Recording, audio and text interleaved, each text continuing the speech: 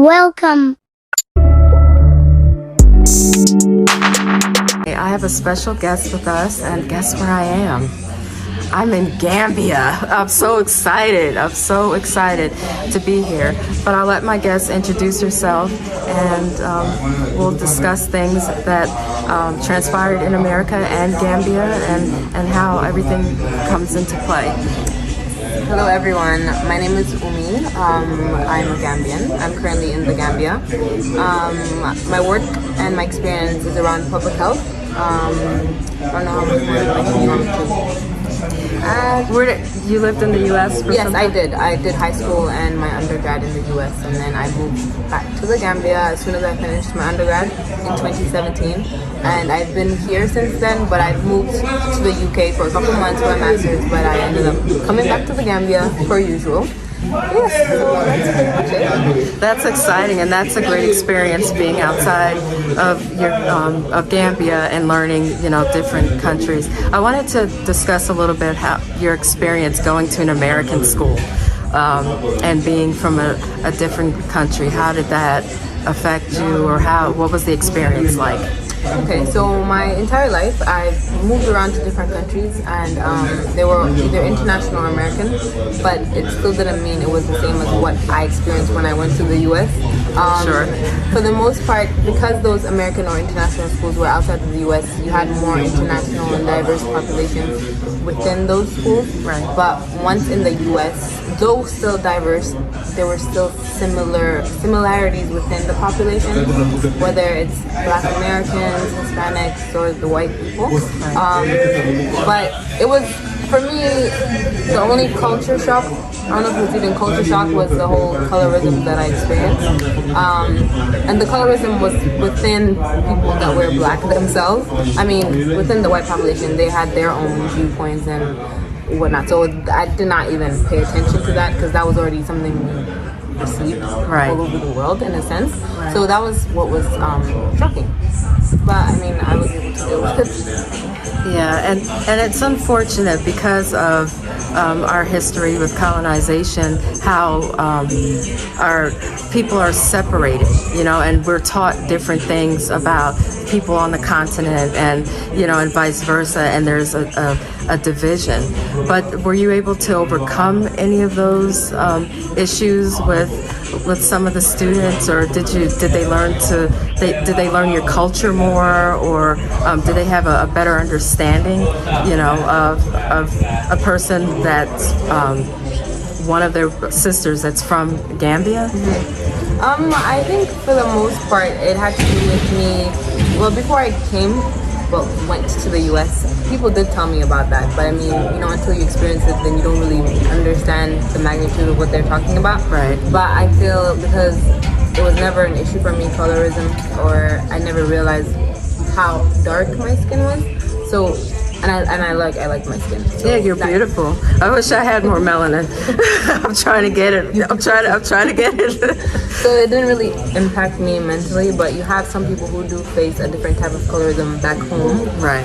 So that's also a thing. So if I already maybe had gone to the US already feeling insecure about my skin tone, it would have impacted me in general.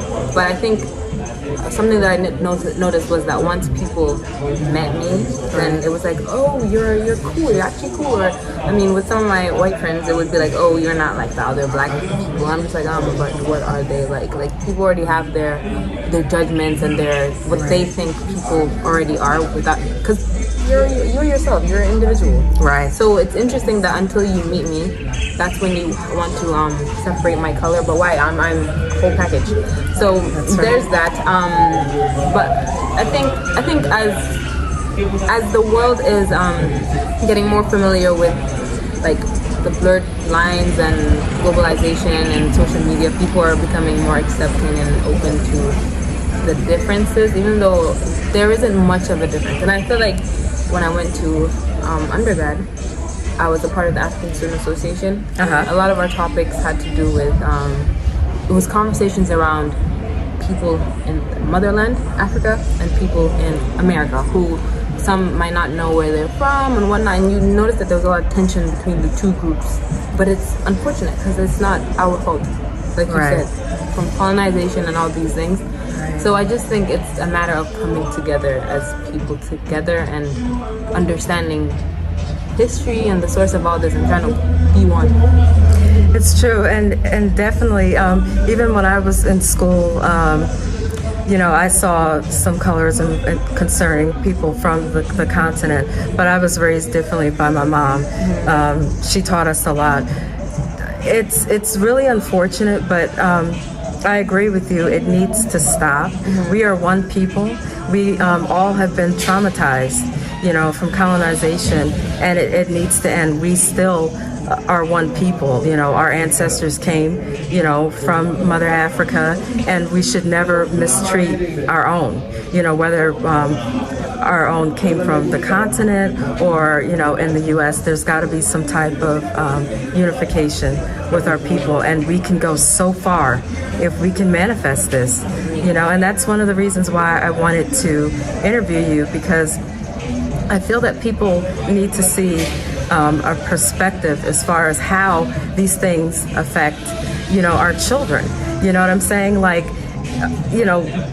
with the issues, when you were going to school, these are things that were taught, to the children, and it transferred over, and it can also develop within children low self-esteem, a hatred, of each other and things of that nature. So we as parents, have to do better in correcting and raising our children, and also teach our children more about each other, because even though we are one people, we grew up in different environments. Our traumas are different but similar, so it's something that needs to be done, and it needs to be addressed. We're one people. We are definitely one people, and we can do so much. We can do so much within Mother Africa. We can do a lot for each other if we would just, overcome that and see and learn from each other.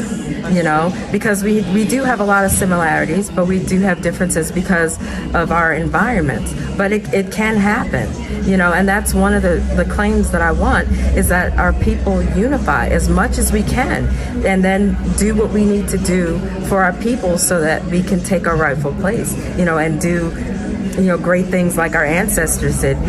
Our history didn't start from colonization, from slavery.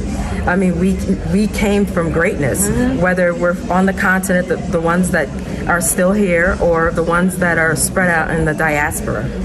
So I definitely appreciate you taking the time and speaking. And is there any advice or any positive words or anything that you want to say before we end the video? I think it's great to see a lot of people trying to get in touch with their roots and try to get more familiar with the motherland, because I feel like even if, I say I'm from Gambia, there's so much rich history that connects us all from around the continent, and just because I am from Gambia and I know that I'm from the Gambia doesn't mean I can't learn more about other countries such as South Africa, Namibia, all those different things. So I think that people should understand that you might be in the US or you might be in another country, but that doesn't mean that you still cannot connect. And it's nice to see people like Sherry coming to the Gambia and connecting with people and really trying to bond and get a sense of self and awareness and belonging, because we all belong here. We do. It's all about humanity. Yeah. And what I've said in previous videos is one of the most humane thing to do is to uplift a people that has been traumatized and correct, the damage and unify, the people. So I'm so happy that you took the time to talk to everyone, and I'll see you soon. Thank you for having me. Peace.